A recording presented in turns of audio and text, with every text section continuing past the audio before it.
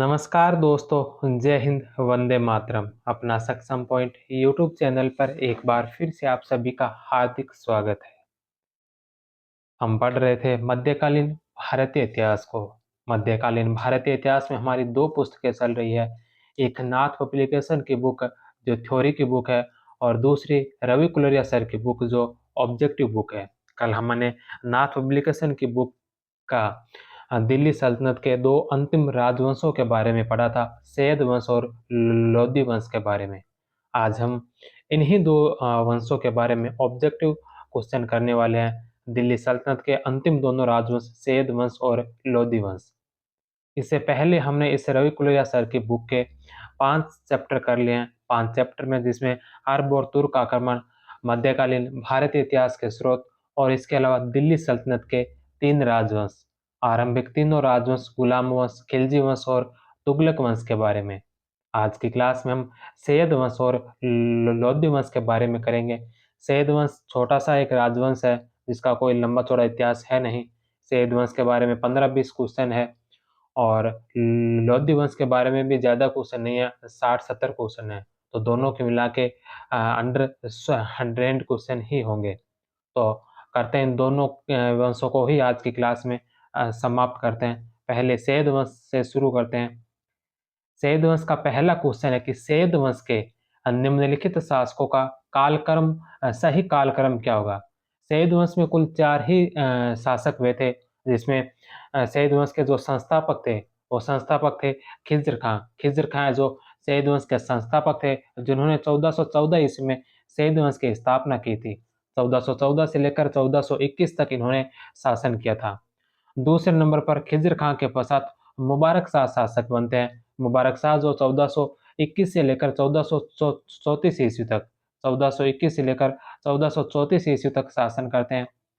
तीसरे नंबर पर इसमें आएंगे मोहम्मद शाह। मोहम्मद शाह जो 1434 से लेकर 1443 ईस्वी तक शासन करते हैं। और चौथे नंबर पर जो सैयद वंश के अंतिम शासक थे, अलाउद्दीन आलम शाह। अलाउद्दीन आलम शाह जो 1443 से लेकर 1451 तक का जो शासन करते हैं। इसके पश्चात बहलोल लोदी के द्वारा लोदी वंश की स्थापना की जाती है। तो इसमें सैयद वंश के शासकों का क्रम पूछा है तो खिज्र खां के पश्चात मुबारक शाह, फिर मोहम्मद शाह और अलाउद्दीन आलम शाह। 3, 4, 1 और 2, 6 नंबर ऑप्शन इसका राइट आंसर होगा। नेक्स्ट क्वेश्चन है कि निम्नलिखित कथनों पर विचार कीजिए। पहला है कि सैयद वंश की स्थापना 1414 ईस्वी में खिज्र खां के द्वारा की गई थी। तो सैयद वंश की स्थापना 1414 में खिज्र खां के द्वारा की गई थी। खिज्र खां ने नसरुद्दीन महमूद को परास्त कर दिल्ली की गद्दी प्राप्त की थी। तो खिज्र खां ने नसरुद्दीन महमूद को परास्त करके नहीं, बल्कि खिज्र खां ने दौलत खां लोधी को परास्त किया और उसके पश्चात सैयद वंश की नींव डाली थी। क्योंकि नसरुद्दीन महमूद की जब मृत्यु हुई थी, तो नसरुद्दीन महमूद की मृत्यु के बाद साथ अमीरों ने दौलत खां लोधी को शासक बनाकर अपनी निष्ठा अर्पित की थी 1412 ईस्वी में। तो 1414 में खिज्र खां ने दौलत खां लोधी को परास्त किया और सैयद वंश की नींव डाली। तो 1 नंबर ऑप्शन सही है, और 2 नंबर है जो इसका गलत होगा, ए नंबर ऑप्शन। तीसरा क्वेश्चन है कि निम्नलिखित में से किस वंश के सुल्तान खुद को पैगंबर मोहम्मद का वंशज मानते हैं। निम्नलिखित में से किस वंश के जो सुल्तान है स्वयं को पैगंबर मोहम्मद का वंशज मानते हैं। सैयद वंश के शासक, 6 नंबर ऑप्शन। नेक्स्ट क्वेश्चन है कि सैयद वंश का पहला शासक जिसने शाह सुल्तान की उपाधि धारण की। सैयद वंश का पहला वो शासक कौन था जिसने शाह या सुल्तान की उपाधि धारण की। मुबारक शाह ने। खिज्र खां ने सुल्तान की उपाधि धारण नहीं की थी, उसकी उपाधि रैयत ए आला थी। नेक्स्ट क्वेश्चन है कि निम्नलिखित कथनों पर विचार कीजिए।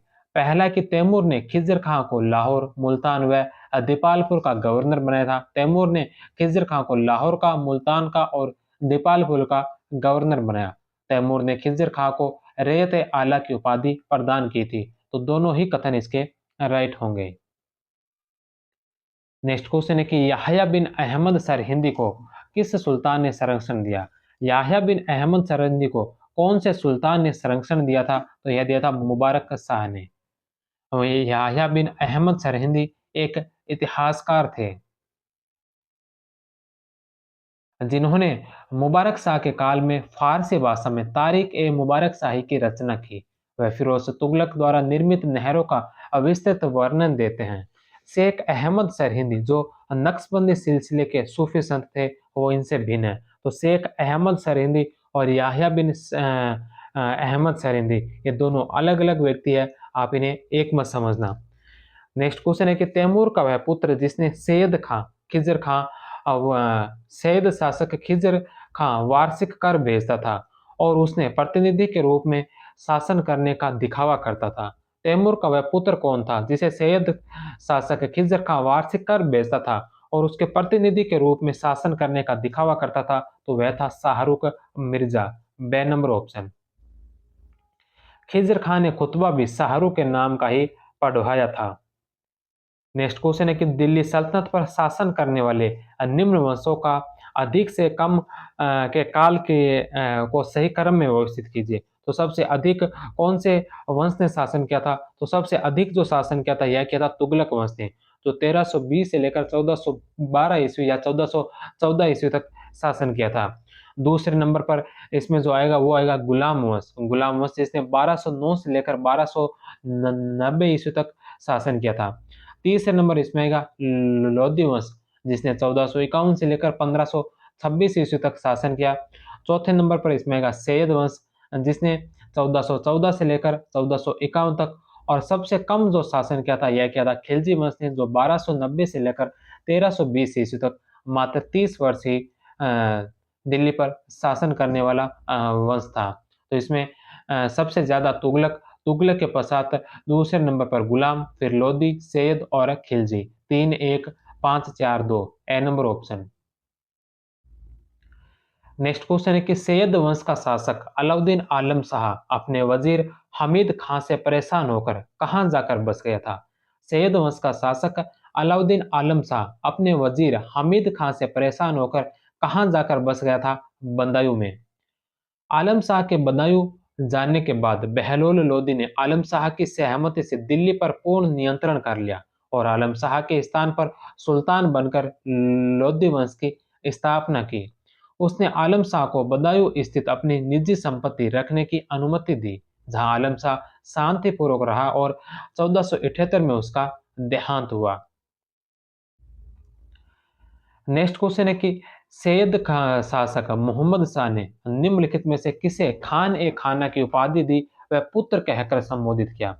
सैयद शासक मोहम्मद शाह जो थे, मोहम्मद शाह सैयद वंश के दूसरे शासक थे, इन्होंने किसको खान ए खाना की उपाधि दी और पुत्र कहकर संबोधित किया था? तो यह किया था बहलोल लोदी को। मालवा के सुल्तान महमूद खिलजी ने मोहम्मद शाह के समय दिल्ली आक्रमण हेतु कूच किया।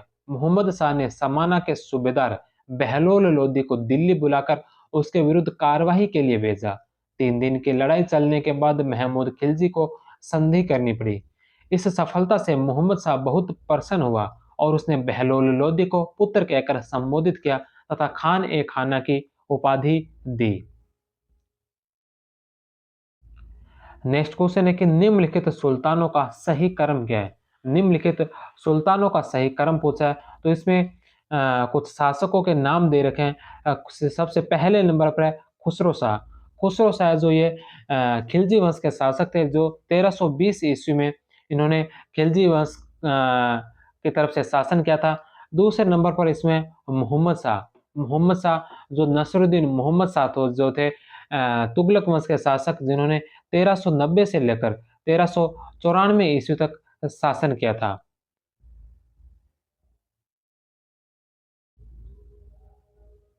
तीसरे नंबर पर है मुबारक खिलजी। मुबारक खिलजी ये भी खिलजी वंश के शासक थे, जो 1316 से लेकर 1320 ईस्वी तक शासन किया। और चौथे नंबर पर है आलम शाह। आलम शाह जो सैयद वंश के शासक थे, सैयद वंश के अंतिम शासक थे, 1445 से लेकर 1451। तो इसमें सबसे पहले नंबर पर आएंगे मुबारक खिलजी। मुबारक खिलजी जो 1316 से 1320 तक खिलजी वंश के शासक रहे थे।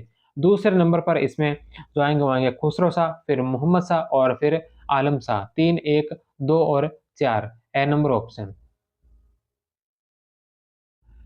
नेक्स्ट क्वेश्चन है कि लोग उनके शासनकाल में प्रसन्न और संतुष्ट थे। लोग उसके शासनकाल में प्रसन्न और संतुष्ट थे, अतः जवान और बूढ़े, गुलाम और आजाद सभी ने काले कपड़े पहनकर उसके निधन का शोक मनाया।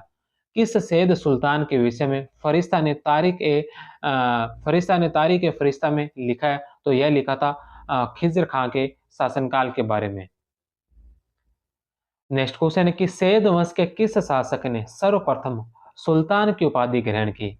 सैयद वंश के कौन से शासक थे जिन्होंने सर्वप्रथम सुल्तान की उपाधि ग्रहण की थी? तो यह की थी मुबारक शाह ने।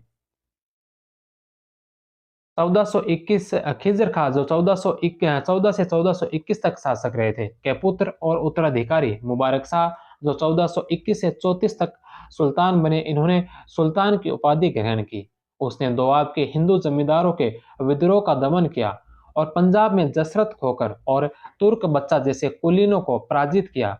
उसने राजपूतों, जौनपुर और मालवा के मुसलमान शासकों तथा काबुल के मुगलों के अनाधिकृत आक्रमण से अपने दुर्बल राज्य की रक्षा की। वह अपने ही असंतुष्ट कुलीनों के षड्यंत्र का शिकार हो गया और फरवरी सन 1434 में उसकी हत्या कर दी गई।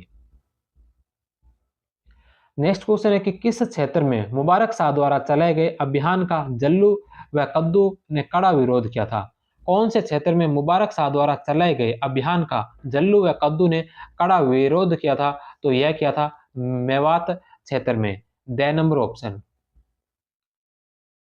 मुबारक शाह ने मेवातियों के खिलाफ कई अभियान किए। 1425 के अभियान के समय बहादुर नाहिर के पोतों जल्लू व कद्दू ने कड़ा प्रतिरोध किया।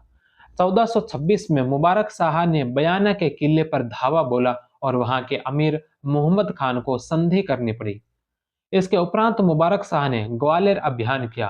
1428 में मलिक कद्दू मेवाती को मार दिया क्योंकि उसने सरकी शासक के साथ उपहारों व दूतों का आदान प्रदान किया था। 1429 में जलाल खां मेवाती मुबारक शाह को टैक्स देने को तैयार हो गया था। नेक्स्ट क्वेश्चन है कि निम्नलिखित में से कौन सैयद शासक मुबारक शाह का वजीर था? निम्नलिखित में से कौन है जो सैयद शासक मुबारक शाह का वजीर था? तो यह था मलिक सरवर उल मुल्क। द नंबर ऑप्शन।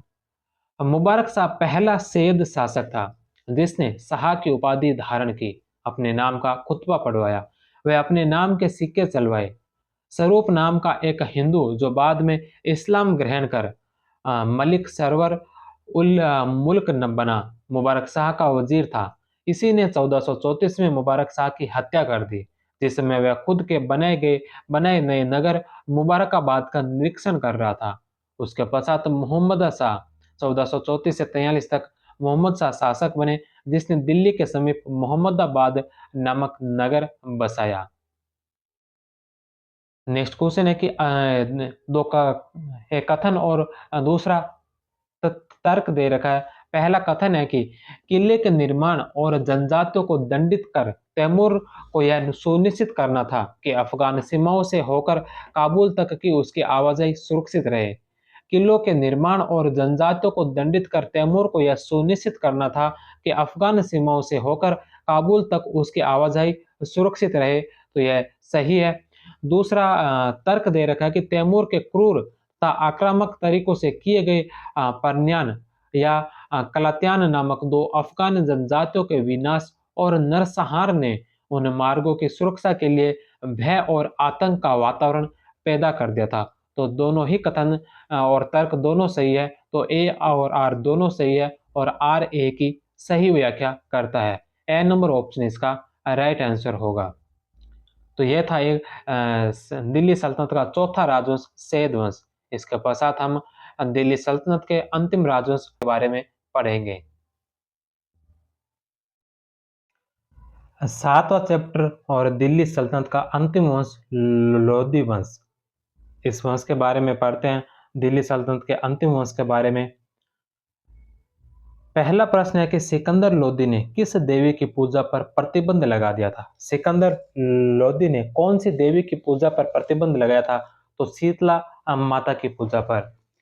सिकंदर लोदी संकीर्ण विचारधारा वाला तथा धर्मांध व्यक्ति था। फिरोज तुगलक के समान उसने राज्य नीति के रूप में शरीयत इस्लामी कानून का सूत्रपात किया। उसने मथुरा नगर में यमुना तट पर हिंदुओं के दाढ़ी या सिर के बाल कटवाने यानी मुंडन पर प्रतिबंध लगा दिया था। नेक्स्ट क्वेश्चन है कि सिकंदर लोधी गुलरखी उपनाम से किस भाषा में कविताएं लिखता था। सिकंदर लोधी जो गुलरुखी नाम से गुलरुखी उपनाम से कविताएं लिखता था फारसी भाषा के अंदर। The number option. Next question है कि 1517 और 18 में खतौली और बाड़ी के युद्ध में मेवाड़ के शासक राणा सांगा ने किस सुल्तान को परास्त किया था। इब्राहिम लोदी को। बे नंबर ऑप्शन। नेक्स्ट क्वेश्चन है कि पानीपत के प्रथम युद्ध में इब्राहिम लोदी के फौजी खेमे को चलते फिरते अव्यवस्थित शहर की भांति किसने बसाया। पानीपत के प्रथम युद्ध में इब्राहिम लोदी के फौजी खेमे को चलते फिरते अव्यवस्थित शहर की भांति किसने बताया था। जदुनाथ सरकार ने। नेक्स्ट क्वेश्चन है कि किस सुल्तान ने एक उलेमा को यह कहकर शांत करा दिया कि हम सभी खुदा के बंदे हैं। कौन से सुल्तान ने एक उलेमा को यह कहकर शांत करा दिया था कि हम सभी खुदा के बंदे हैं। तो यह करवाया था बहलोल लोदी के द्वारा। नेक्स्ट क्वेश्चन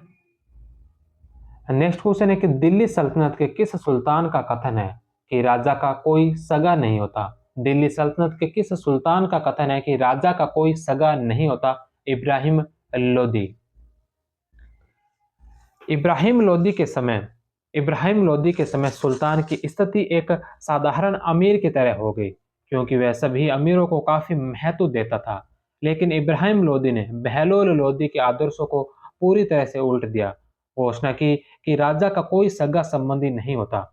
बहलोल बहलोल कहता था कि इतना ही काफी है कि मेरा नाम राज्य के साथ संबंध है। नेक्स्ट क्वेश्चन है कि किस सुल्तान ने महिलाओं को पीरों और फकीरों की मजार पर जाने से रोक लगाई थी। महिलाओं को पीरों और फकीरों के मजार पर जाने से रोक कौन से सुल्तान ने लगाई थी। तो यह जो रोक लगाई थी सिकंदर लोदी के द्वारा। बे नंबर ऑप्शन। नेक्स्ट क्वेश्चन है कि सल्तनत काल में सबसे अच्छी गुप्तचर व्यवस्था किस सुल्तान की थी। सल्तनत काल की सबसे अच्छी गुप्तचर व्यवस्था थी यह थी सिकंदर लोदी की। C number option. Next question है कि फिरोज तुगलक और सिकंदर लोदी के बीच निम्न में से कौन सी समानता नहीं थी। सिकंदर लोदी और फिरोज शाह तुगलक के मध्य कौन सी समानता नहीं थी। पहली कि दोनों हिंदू माता की संतानें थे। फिरोज शाह तुगलक और सिकंदर लोदी दोनों हिंदू माता की संतानें थे, यह सही है। दोनों ने राज्य के चरित्र को इस्लामिक घोषित किया था, यह भी सही है। दोनों बंगाल को नहीं जीत पाए थे, यह भी सत्य है। दोनों अच्छे योद्धा और सफल सेनानायक थे। तो फिरोज शाह तुगलक जो है ये अच्छा योद्धा और सेनानायक नहीं था। हालांकि सिकंदर लोदी एक बहुत अच्छा योद्धा और सफल सेनानायक था, लेकिन फिरोज शाह तुगलक इस मामले में पिछड़ा हुआ था। तो द नंबर ऑप्शन है जो सही नहीं है। दोनों ने ही मुस्लिम विद्वानों की लड़कियों की शादियों के लिए दहेज का प्रबंध किया। दोनों ने पीरों और फकीरों की मजारों पर मुस्लिम स्त्रियों के जाने की रोक लगाई थी। नेक्स्ट क्वेश्चन है कि निम्नलिखित में से किसने इब्राहिम लोदी को अनपरखा सूरमा और कंजूस कहा। किसने जो इब्राहिम लोदी को अनपरखा सूरमा और कंजूस कहा था। अब बाबर को। बाबर ने इब्राहिम लोदी को 21 अप्रैल 1526 को हुए पानीपत के प्रथम युद्ध में पराजित किया। इसमें मुख्य योगदान बाबर के सेना द्वारा उस्मानी व तुलुगमा पद्धति व तोपों के प्रयोग का था। नेक्स्ट क्वेश्चन है कि निम्नलिखित में से किस इतिहासकार ने लोधी राज्य को संघ राज्य माना। कौन से इतिहासकार ने जो लोधी राज्य को संघ राज्य माना था। आरपी त्रिपाठी ने। बे नंबर ऑप्शन। दिल्ली पर शासन करने वाला पहला अफगान वंश कौन था। दिल्ली पर शासन करने वाला पहला अफगान वंश लोधी वंश। बे नंबर ऑप्शन। नेक्स्ट क्वेश्चन है कि तारीख ए दाऊदी के लेखक अब्दुल्ला खान ने किस सुल्तान के बारे में लिखा है। तारीख ए दाऊदी के लेखक अब्दुल्ला खान ने कौन से सुल्तान के बारे में लिखा है कि वह कभी दरबार में सिंहासन पर नहीं बैठा और ना ही उसने अमीरों को दरबार में खड़े रहने पर बाध्य किया था? तो यह कहा है बहलोल लोदी के बारे में। ए नंबर ऑप्शन। नेक्स्ट क्वेश्चन है कि सल्तनत काल के किस शासक ने प्रशासन का पूर्ण रूप से फारसीकरण किया? सल्तनत काल के किस शासक ने जो प्रशासन का पूर्ण रूप से फारसीकरण किया था? सिकंदर लोदी ने। The number option. फरिश्ता के अनुसार इस समय हिंदुओं में खास तौर से कायस्थ वर्ग ने फारसी का अध्ययन शुरू किया और काफी संख्या में विभिन्न प्रशासनिक पदों पर उनकी नियुक्तियां की जाने लगी। नेक्स्ट क्वेश्चन है कि इब्राहिम लोदी का दूसरी बार राज्याभिषेक कब हुआ था? इब्राहिम लोदी का दूसरी बार राज्याभिषेक कब हुआ था? 29 दिसंबर 1517 को आगरा के अंदर। नेक्स्ट क्वेश्चन है कि निम्नलिखित में से किस लोदी सुल्तान ने फिरोज तुगलक के समान अनुवाद विभाग की स्थापना की थी? अनुवाद विभाग की स्थापना करने वाला लोदी सुल्तान कौन था? सिकंदर लोदी। बे नंबर ऑप्शन।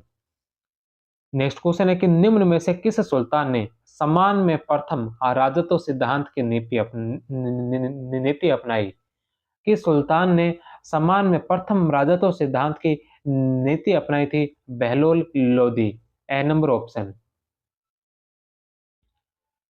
इसे कभी कभी राजत्व ही बंधुत्व का सिद्धांत भी कहा जाता है। आरपी त्रिपाठी का मत है कि लोदी शासकों जिसमें खास तौर से बहलोल का राजत्व सिद्धांत अफगान सरदारों की समानता पर आधारित था। नेक्स्ट क्वेश्चन है कि इब्राहिम लोदी का वह भाई जिसके साथ इब्राहिम लोदी ने साम्राज्य के विभाजन पर सहमति प्रदान की थी। इब्राहिम लोदी का वह भाई जिसके साथ इब्राहिम लोदी ने साम्राज्य के विभाजन पर सहमति प्रदान की थी वह था जलाल खां। से नंबर ऑप्शन। छोटे भाई जलाल खां के साथ साम्राज्य का बंटवारा किया गया। हालांकि कुछ इतिहासकारों के अनुसार असंतुष्ट सरदारों ने इब्राहिम के छोटे भाई जलाल खां को जौनपुर की गद्दी पर बैठाया, लेकिन इब्राहिम ने उनके प्रयत्नों को विफल कर दिया। नेक्स्ट क्वेश्चन है कि निम्नलिखित में से किसने बाबर को भारत पर आक्रमण करने के लिए आमंत्रित किया था? निम्नलिखित में से किसने जो बाबर को भारत पर आक्रमण करने के लिए आमंत्रित किया था? दौलत खां लोदी ने। दौलत खां ने अपने बेटे दिलावर खां को दौलत खां ने अपने बेटे दिलावर खां को बाबर को निमंत्रण देने के लिए भेजा। बाबर ने दिलावर को खान खाना की उपाधि दी।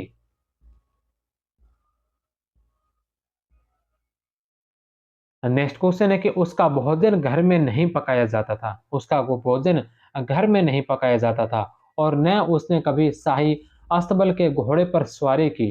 प्रतिदिन अमीरों में से एक ने उसे भोजन भेजा। इसी प्रकार घोड़सवारी के समय उनमें से एक ने उसे सवारी उपलब्ध करवाई।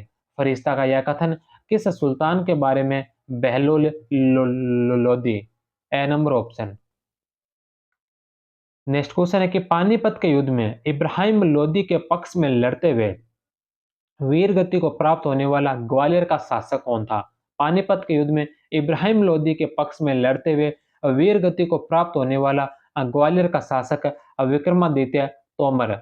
ए नंबर ऑप्शन। नेक्स्ट क्वेश्चन है कि सिकंदर लोदी के संबंध में निम्न में से कौन सा कथन सही नहीं है? असत्य कथन कौन सा है सिकंदर लोदी के बारे में?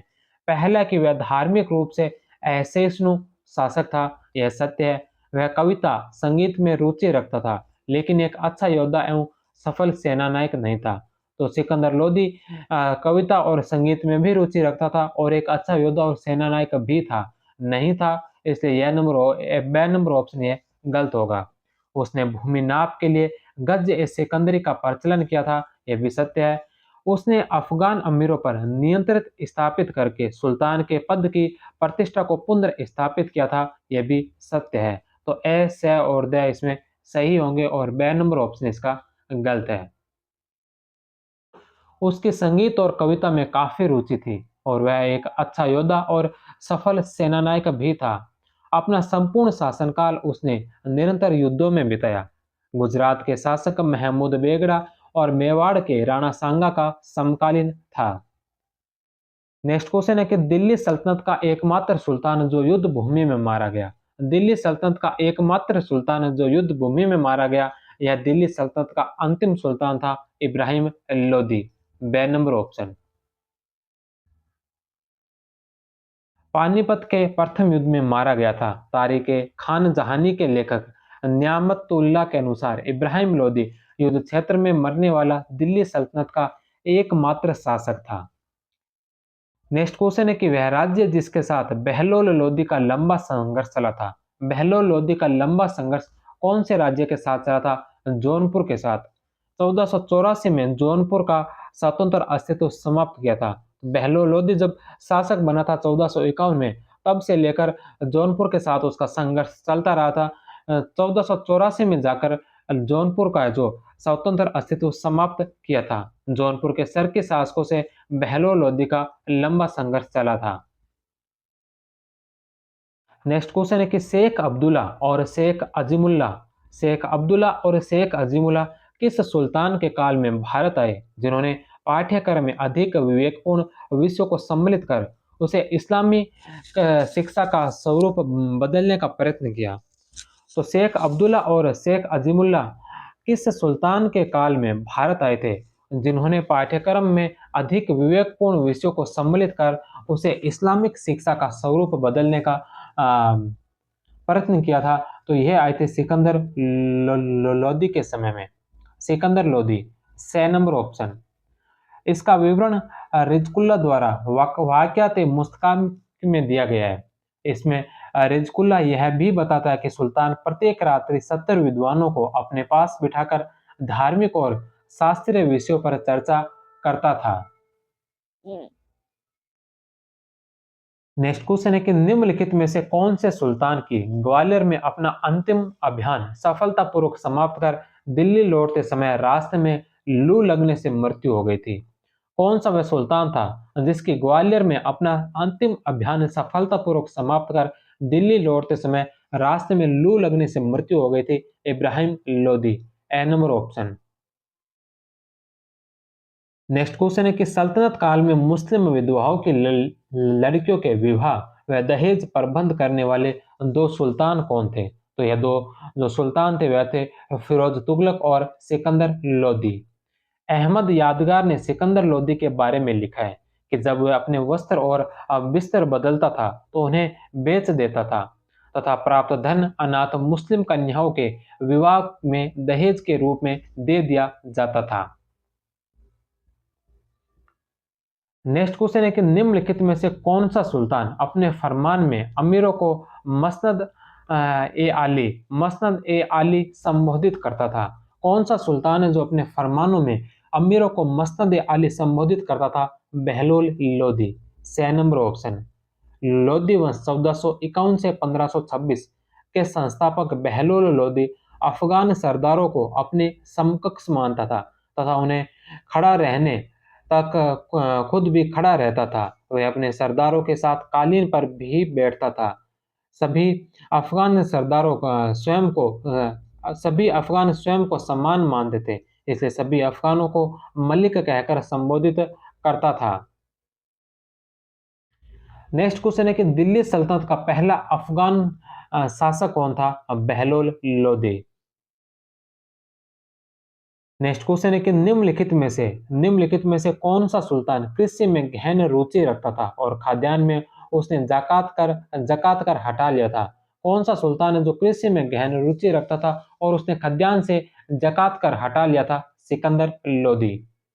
सिकंदर लोदी ने खाद्यान्न से जकात हटाया, लगान वसूली की दर को नियत किया और भूमि माप के लिए नया पैमाना गज ए सिकंदरी शुरू किया।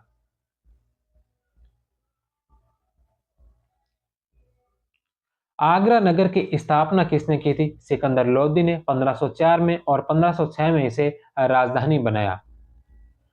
निम्नलिखित में से किस सल्तनत कालीन शासक ने निजी अंगरक्षक नहीं रखे? निम्नलिखित में से कौन से सल्तनत काल एक शासक थे जिसने निजी अंगरक्षक नहीं रखे थे और उनका और उसका खाना महल में न बनकर बारी बारी से अमीरों के घर से आता था? बहलोल लोदी। निजी अंगरक्षक न रखना अफगानियों की परंपरा थी जिसका पालन बहलोल लोदी ने किया। मुस्ताकी के अनुसार वह अमीरों की उपस्थिति में सिंहासन पर नहीं बैठता था। नेक्स्ट क्वेश्चन है कि सल्तनत काल में सबसे लंबे समय तक शासन करने वाला सुल्तान कौन था? बहलोल लोदी। बहलोल लोदी जिसने 1451 से लेकर 1489 तक शासन किया था, लगभग 38 वर्ष। इससे कम फिरोज शाह तुगलक ने किया था 1351 से लेकर 1388 तक, 37 वर्ष तक। नेक्स्ट क्वेश्चन है कि सुल्तान बहलोल लोदी की राजव्यवस्था के बारे में निम्नलिखित में से कौन से कथन सत्य हैं? सुल्तान बहलोल लोदी की राजव्यवस्था से संबंधित 3 कथन दे रखे हैं, इनमें से कौन कौन से कथन है जो सत्य कथन है?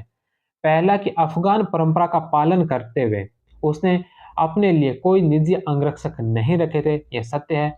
उसका खाना उसके महल में नहीं बनता बल्कि अमीरों के द्वारा बारी बारी भेजा जाता था। मुस्ताकी कहता है कि वह अमीरों की उपस्थिति में सिंहासन पर नहीं बैठता, उन्हें खड़ा रहने से मना करता था। तो तीनों ही ऑप्शन इसके राइट होंगे। The number option. Next question है कि हुसैन शाही वंश के किस शासक के काल में सिकंदर लोदी ने बंगाल पर आक्रमण किया? हुसैन शाही वंश के किस शासक के काल में सिकंदर लोदी ने बंगाल पर आक्रमण किया था? अलाउद्दीन हुसैन शाह के समय। नेक्स्ट क्वेश्चन है कि सिकंदर लोदी के विषय में निम्नलिखित कथनों पर विचार कर उत्तर का चयन कीजिए। सिकंदर लोदी के विषय में निम्नलिखित कथनों पर विचार कर उत्तर का चयन कीजिए।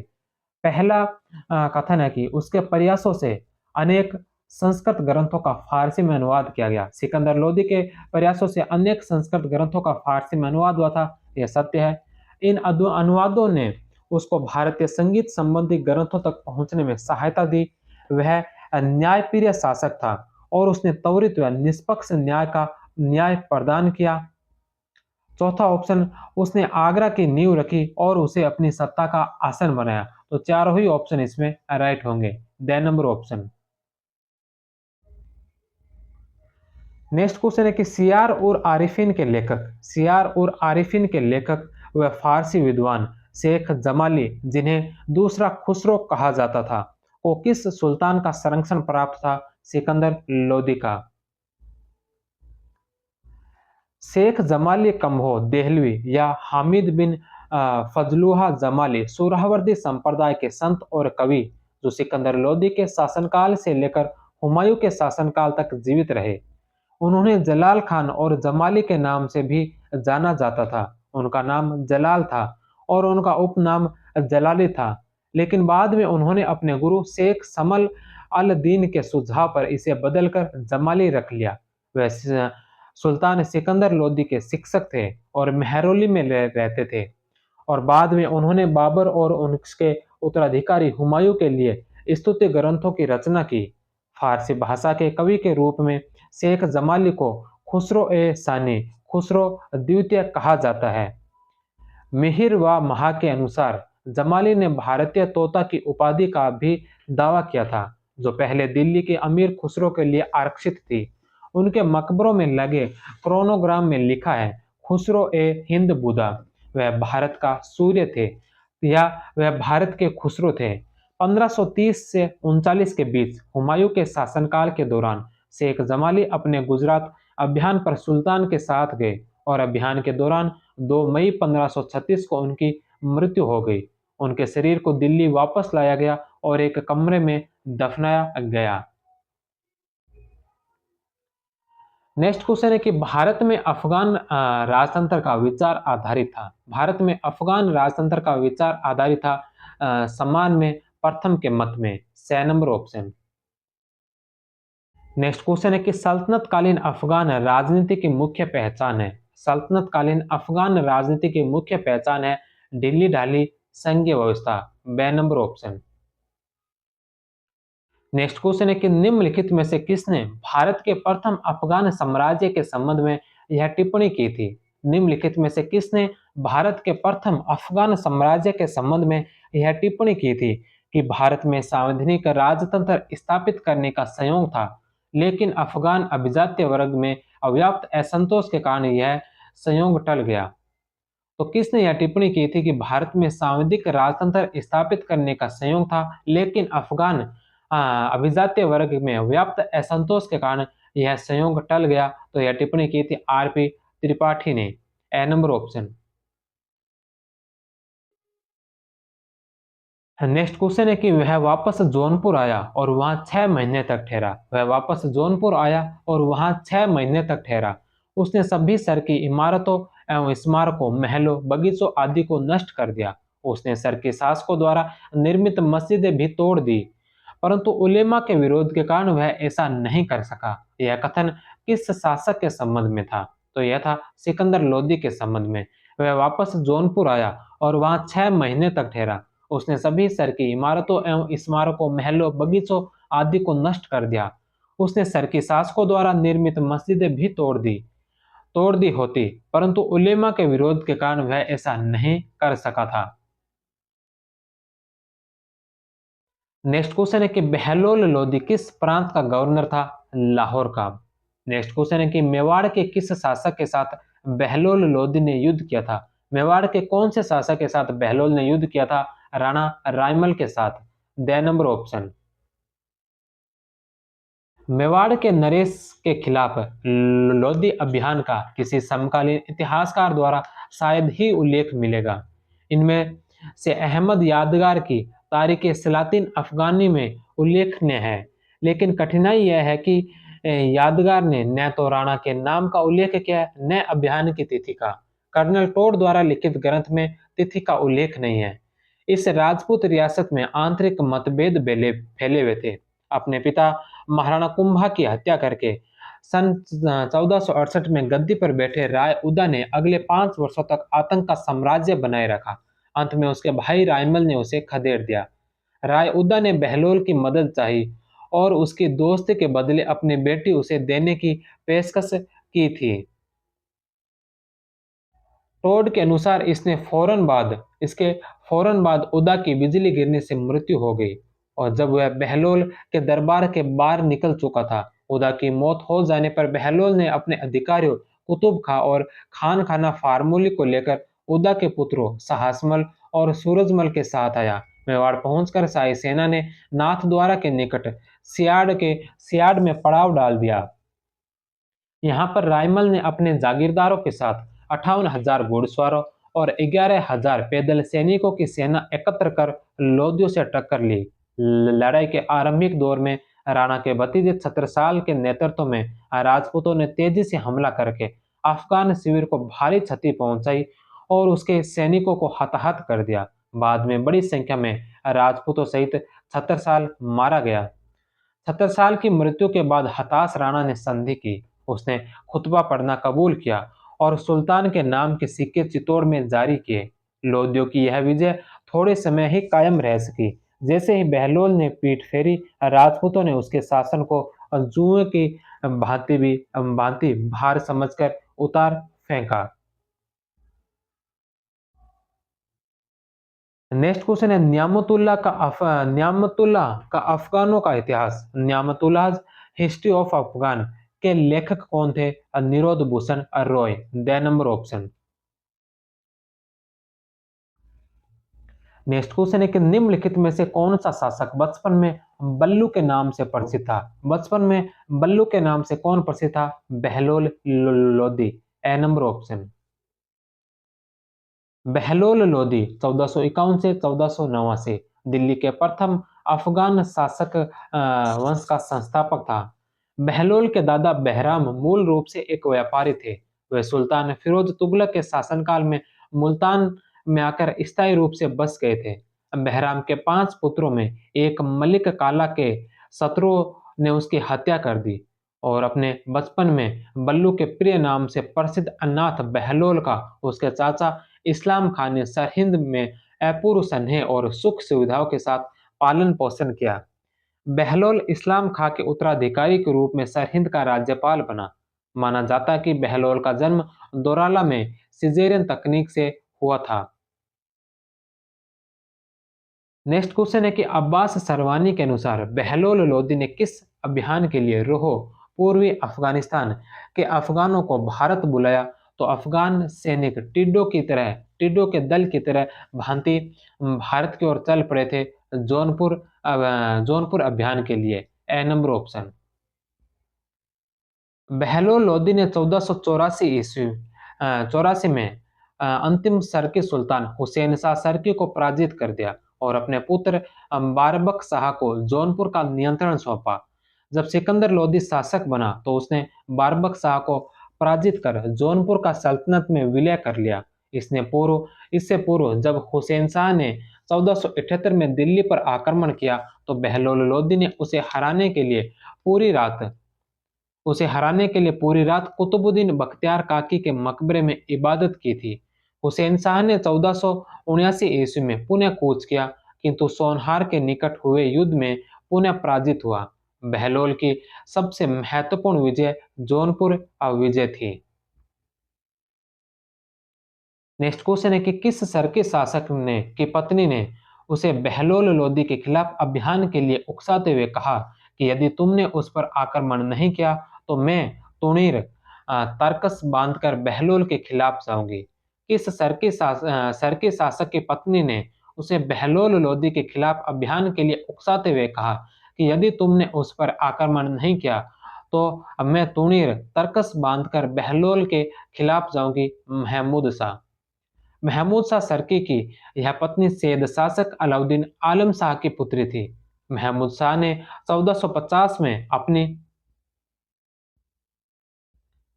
अपनी सेना के साथ दिल्ली पर आक्रमण करने के लिए कूच किया, क्योंकि उस समय बहलोल लोदी पंजाब अभियान पर गया हुआ था और राजधानी का प्रभार अपने बड़े बेटे ख्वाजा वाजिद शाह सिकंदर सरवानी व बीबी मटू इलियास खां की विधवा को सौंप कर गया था। लेकिन घेरेबंदी के दौरान बहलोल की सेना लौट आई और सरकी सुल्तान को पराजित होकर भागना पड़ा।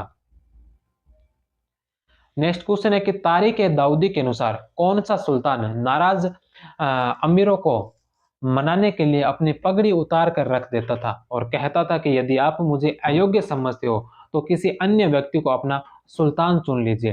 तो वह सुल्तान कौन था तारीख ए दाऊदी के अनुसार जो अमीरों को मनाने के लिए अपनी पगड़ी उतार कर रख देता था और कहता था कि यदि आप मुझे अयोग्य समझते हो तो यह पगड़ी किसी अन्य व्यक्ति को पहनाकर उसे सुल्तान बना दीजिए? तो वह सुल्तान था बहलोल लोदी। प्रथम रोमन सम्राट ऑगस्टस की भांति बहलोल लोदी सावधानी रखता था कि वह दूसरों के स्तर से अधिक शक्तिशाली नहीं लगे। वह 19 जुलाई 1451 को शासक बना और 1489 में ग्वालियर अभियान से लौटते समय उसकी मृत्यु हुई। फरिश्ता के अनुसार उसका 2 बार राज्याभिषेक हुआ था। सिकंदर लोदी ने दिल्ली में उसके मकबरे का निर्माण करवाया। वह अपने को अफगान सरदारों के समकक्ष मानते हुए सम्मान में से एक या सम्मान में प्रथम के सिद्धांत पर चलता था और सरदारों में बराबर बैठता था। उसने कहा, राजत्व ही बंधुत्व है, वह बंधुत्व ही राजत्व है। लेकिन उसके बाद शासक बने सिकंदर लोदी ने यह सब त्याग दिया और उनसे सिंहासन पर बैठने लगा। वह कहता था कि यदि मैं अपने एक गुलाम को भी पालकी में बैठा दूं, तो सभी सरदार मेरे आदेश पर उसे अपने कंधों पर बैठाकर ले जाएंगे। नेक्स्ट क्वेश्चन है कि किस सुल्तान ने बोधन नामक एक ब्राह्मण को इसलिए जिंदा जलवा दिया कि उसने हिंदू व मुस्लिम धर्मशास्त्रों को समान रूप से पवित्र बताया था? कौन सा सुल्तान जिसने बोधन नामक एक ब्राह्मण को इसलिए जिंदा जलवा दिया कि उसने हिंदू व मुस्लिम धर्मशास्त्रों को समान रूप से पवित्र बताया था? सिकंदर लोदी ने। ए नंबर ऑप्शन। नेक्स्ट क्वेश्चन है कि निम्नलिखित में से किस सुल्तान ने सिर्फ सूफी संत सालार मसूद गाजी की दरगाह पर होने वाले उत्सव पर प्रतिबंध लगा दिया था? निम्नलिखित में से किस सुल्तान ने सूफी संत सालार मसूद गाजी की दरगाह पर होने वाले उत्सव पर प्रतिबंध लगा दिया था? सिकंदर लोदी। बे नंबर ऑप्शन। उत्तर प्रदेश के बहराइच में सूफी संत सालार मसूद गाजी की दरगाह है। इन्हें गाजी मियाँ अव्वले मियाँ अव्वाला पीर, पीर बहलिम व गजन दुल्हा के नाम से भी जाना जाता है। सिकंदर लोदी ने यहाँ मनाए जाने वाला सालाना उत्सव पर प्रतिबंध लगा दिया था। नेक्स्ट क्वेश्चन है कि किस सुल्तान के काल में शाही फरमानों के संबंध में एक नई परंपरा स्थापित की गई, जिसके अनुसार प्रांतीय गवर्नरों को अपनी राजधानी में 6 कोस आगे जाकर शाही फरमान को प्राप्त करना होता था और जब फरमान पढ़ा जाता था तो सभी अमीरों को खड़े रहना पड़ता था। तो यह कौन से यह परंपरा जो कौन से सुल्तान के समय शुरू की गई थी? तो यह की गई थी सिकंदर लोदी के समय। बे नंबर ऑप्शन। सिकंदर लोदी ने आगरा की स्थापना किस वर्ष की थी? सिकंदर लोदी ने आगरा की स्थापना कब की थी? 1504 ईस्वी में, और 1506 में इसे राजधानी बनाया था। 1504 में सिकंदर लोदी ने आगरा की स्थापना की और यहाँ बादलगढ़ नाम से जीर्ण-शीर्ण किले का उसने पुनर्निर्माण करवाया। 1506 ईस्वी में आगरा को राजधानी बनाया गया। इसके बाद यही लोदी वंश की राजधानी रही। मियां भुआ सिकंदर का वजीर था, जिसने 1505 में दिल्ली में मोठ मस्जिद की स्थापना करवाई। सिकंदर लोदी ने भूमि माप पैमाना गज ए सिकंदरी चलाया। राज्य के हिसाब किताब के लिए एक लेखा परीक्षण प्रणाली की शुरुआत की। नेक्स्ट क्वेश्चन है कि सिकंदर लोदी के संबंध में निम्नलिखित में से कौन सा कथन सही नहीं है? सिकंदर लोदी के संबंध में निम्नलिखित में से कौन सा कथन है जो सही नहीं है? उसने हिंदुओं पर जजिया लागू किया और तीर्थ यात्रा कर वसूला था, तो यह सही है। दूसरा कि मुहर्रम में ताजिए निकलवाना बंद कर दिया। सिकंदर लोदी ने जो मुहर्रम में ताजिए निकलवाए जाते थे उसे बंद कर दिया था। शहनाई पर प्रतिबंध लगाया, तो शहनाई पर प्रतिबंध नहीं लगाया, बल्कि शहनाई वादन तो सिकंदर लोदी का सबसे पसंदीदा वादन था। तो 6 नंबर ऑप्शन गलत है। नगर कोट के ज्वालामुखी मंदिर की मूर्ति तोड़वाकर मांस तोलने के लिए कसाईयों को दे दी थी, यह भी सही है। तो इसमें असत्य कथन 6 नंबर ऑप्शन। शहनाई वादन सिकंदर लोदी को पसंद था। उसने यमुना के घाटों पर स्नान करने व वहां मुंडन करने पर प्रतिबंध लगाया। मुस्लिम नाइयों को हिंदुओं के बाल दाढ़ी नहीं काटने का आदेश दिया। थानेश्वर में हिंदुओं के मेले पर भी प्रतिबंध लगाया। वह अत्यंत धर्मांध हो गया। एक बार तो उलेमाओं ने उसे रोका जब वह हरियाणा के कुरुक्षेत्र के पुराने मंदिरों व तालाब की पवित्रता भंग करने व तीर्थयात्रियों पर आक्रमण करने की योजना बना रहा था। सिकंदर लोदी का मूल नाम क्या था? सिकंदर लोदी का मूल नाम क्या था? निजाम खान। सिकंदर लोदी के पिता बहलोल लोदी एवं माता एक हिंदू सुनार की पुत्री थी। इसने उसने जलाली में बहलोल के अंतिम संस्कार में जाने से पूर्व दिल्ली छोड़ते समय सूफी संत शेख समाउद्दीन का आशीर्वाद लिया। काली नदी के तट पर उसका राज्याभिषेक हुआ। नेक्स्ट क्वेश्चन है कि सिकंदर लोदी के बंगाल अभियान के समय वहां का शासक कौन था? सिकंदर लोदी के बंगाल अभियान के समय वहां का शासक कौन था? अलाउद्दीन हुसैन शाह। ए नंबर ऑप्शन। अलाउद्दीन द्वारा जौनपुर के सरकी शासक को शरण देने के कारण सिकंदर लोदी ने बंगाल पर आक्रमण किया। बंगाल पर सिकंदर लोदी का नियंत्रण नहीं हो सका। अलाउद्दीन ने सिकंदर लोदी को दिल्ली के शत्रुओं के कारण शरण नहीं देने का आश्वासन दिया गया और दोनों में संधि हो गई।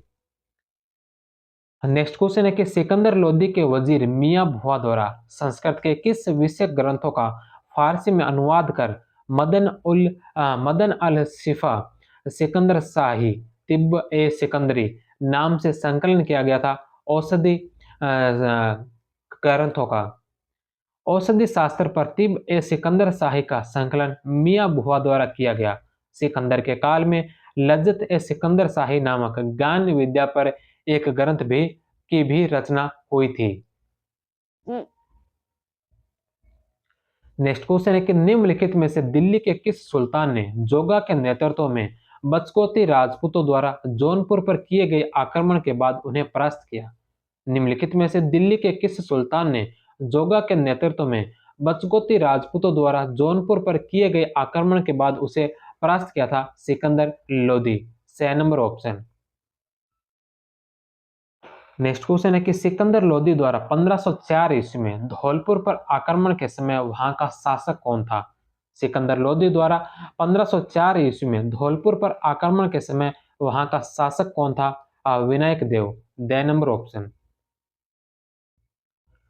नेक्स्ट क्वेश्चन है कि गुरु नानक द्वारा सिख धर्म की स्थापना के समय दिल्ली का शासक था? गुरु नानक द्वारा सिख धर्म की स्थापना के समय दिल्ली का शासक कौन था? Sikandar Lodi. The number option. Next question है कि निम्नलिखित में से कौन सा शासक सर्वाक्षर नीति स्क्रोहेड अर्थपोकी का पालन कर रहा था, जिस कारण सिकंदर लोदी का ग्वालियर अभियान सफल नहीं हो पाया था? तो यह शासक था मान सिंह। सर्वाक्षर नीति का अर्थ है फसलों, पशुधन, इमारतों, इंफ्रास्ट्रक्चर सहित हर उस चीज को नष्ट करना जो दुश्मन के आक्रमण के समय उसके काम आ सकती है। नेक्स्ट क्वेश्चन है कि किस सुल्तान ने मुस्लिम शिक्षा में सुधार के लिए शेख अब्दुल्ला और शेख अजीमुल्ला को ईरान से दिल्ली आमंत्रित किया था? कौन से सुल्तान ने मुस्लिम शिक्षा में सुधार के लिए शेख अब्दुल्ला को और शेख अजीमुल्ला को ईरान से दिल्ली आमंत्रित किया था? सिकंदर लोदी ने। C number option. Sikandar Lodi ने अरब, फारस व एशिया के अन्य हिस्सों से विद्वानों को आमंत्रित किया था। नेक्स्ट क्वेश्चन है कि निम्नलिखित में से किस युद्ध में राणा सांगा की बाईं भुजा कट गई व पैर में लगे तीर से वह लंगड़ा हो गया था? कौन सा युद्ध था जिसमें राणा सांगा की बाईं भुजा कट गई थी और पैर में लगे तीर से वह लंगड़ा हो गया था? तो वह था खातौली का युद्ध, जो 1517 ईस्वी में हुआ था। खातौली का युद्ध 1517, ए नंबर ऑप्शन। नेक्स्ट क्वेश्चन है कि इब्राहिम लोदी ने निम्नलिखित में से ग्वालियर के किस तोमर शासक को परास्त किया था? इब्राहिम लोदी ने ग्वालियर के कौन से तोमर शासक को पराजित किया था? विक्रमादित्य को। बे नंबर ऑप्शन। इब्राहिम लोदी के द्वारा 1517-18 में कड़ा के सूबेदार आजम हुमायूं सरवानी के नेतृत्व में सेना को ग्वालियर पर नियंत्रण के लिए भेजा। ग्वालियर दुर्ग पर घेरा डाल दिया गया, लेकिन इसी समय ग्वालियर के शासक मान सिंह की मृत्यु हो गई। तब तक किले पर अधिकार नहीं हुआ था। उसके बाद मान सिंह का पुत्र विक्रमादित्य विक्रमजीत शासक बना। दुर्ग की रक्षा के लिए बना बादलगढ़ का किला ढह गया और अंततः विक्रमादित्य ने समर्पण कर दिया। 1518 में ग्वालियर को दिल्ली सल्तनत में मिला लिया गया और विक्रमादित्य को शमशाबाद की जागीर दी गई।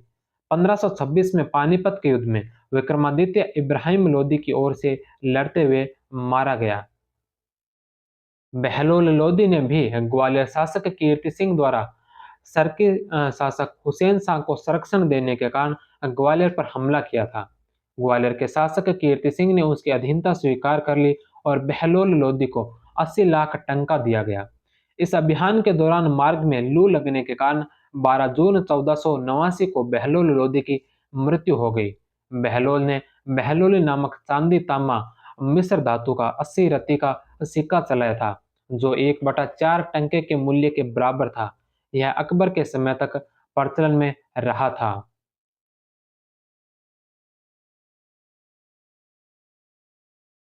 नेक्स्ट क्वेश्चन है कि तारिक-ए-दाऊदी के लेखक अब्दुल्ला ने किस सुल्तान के बारे में कहा है? तारिक-ए-दाऊदी के लेखक अब्दुल्ला ने कौन से सुल्तान के बारे में कहा है कि उसके शासनकाल में अलाउद्दीन खिलजी के अंतिम दिनों के अलावा अन्य किसी भी सुल्तान के शासनकाल में वस्तुओं की कीमतें न्यूनतम थी? Ibrahim Lodi. C number option. Next question है कि सिकंदर लोदी के समय फारसी में अनुवादित ग्रंथ फरहंग ए सिकंदरी का विषय क्या था? सिकंदर लोदी के समय फारसी में अनुवादित ग्रंथ फरहंग ए सिकंदरी का विषय क्या था? आयुर्वेद। बे नंबर ऑप्शन। नेक्स्ट क्वेश्चन और आज की क्लास का अंतिम क्वेश्चन है, निम्नलिखित में से कौन सा कथन बहलोल लोदी के बारे में सही नहीं है? बहलोल लोदी के बारे में असत्य कथन कौन सा है? पहला कि वह सरहिंद के गवर्नर थे। बहलोल लोदी शासक बनने से पहले सरहिंद के गवर्नर थे। अफगानिस्तान के गिलजी जनजाति से थे। दिल्ली में पहले पठान राज्य के संस्थापक थे। बहलोल को उत्तराधिकार के रूप में नामित नहीं किया गया था। तो बहलोल को उत्तराधिकार के रूप में उसके चाचा सुल्तान शाह ने नामित किया था। द नंबर ऑप्शन इसका गलत है। बहलोल को उसके चाचा सुल्तान शाह ने उत्तराधिकारी नामित किया। बहलोल का जन्म सिजेरियन तकनीक से हुआ था। वह पहले लाहौर व बाद में सरहिंद का सूबेदार बना। फरिश्ता के अनुसार बहलोल लोदी का 2 बार राज्याभिषेक हुआ था। तो यह था लोदी वंश और इसके साथ ही हमने पढ़ा था सैद वंश। आज की क्लास में हम दिल्ली सल्तनत के अंतिम दोनों वंशों के बारे में पढ़ लिया। इसके पश्चात सल्तनत काल का एक टॉपिक और बचेगा, जिसके अंदर हम सल्तनतकालीन प्रशासन, सल्तनतकालीन अर्थव्यवस्था, सल्तनतकालीन समाज और कला व संस्कृति के बारे में पढ़ेंगे। तो एक क्लास हमारी और होगी। 8वां चैप्टर, 7 चैप्टर हमने इस बुक के कर लिए हैं। इस बुक में टोटल 21 चैप्टर है। 7 चैप्टर हमने कंप्लीट कर लिए हैं। 8वां जो चैप्टर है वो है सल्तनतकालीन प्रशासन का। 8वें चैप्टर के साथ ही सल्तनत काल कंप्लीट हो जाएगा। उसके पश्चात 2 टॉपिक बीच में आएंगे, भक्ति सूफी आंदोलन और प्रांतीय राज्य। फिर हम मुगल काल को शुरू करेंगे। आगे के सभी चैप्टर मुगल काल के होंगे। अंतिम एक चैप्टर 21वां नंबर चैप्टर जो मराठों के इतिहास से संबंधित होगा। तो आप सभी इसी तरह अपना सहयोग, अपना प्यार बनाए रखें। जिन्होंने चैनल को अभी तक सब्सक्राइब नहीं किया, चैनल को सब्सक्राइब कीजिए। अगर ये सेशन पसंद आ रहे हैं तो वीडियो को शेयर कीजिए। आपकी कोई क्वेरी है तो आप कमेंट बॉक्स में लिखिए, वीडियो को लाइक कीजिए। मिलते हैं अगले वीडियो में, तब तक आप सभी का बहुत बहुत धन्यवाद। जय हिंद, वंदे मातरम।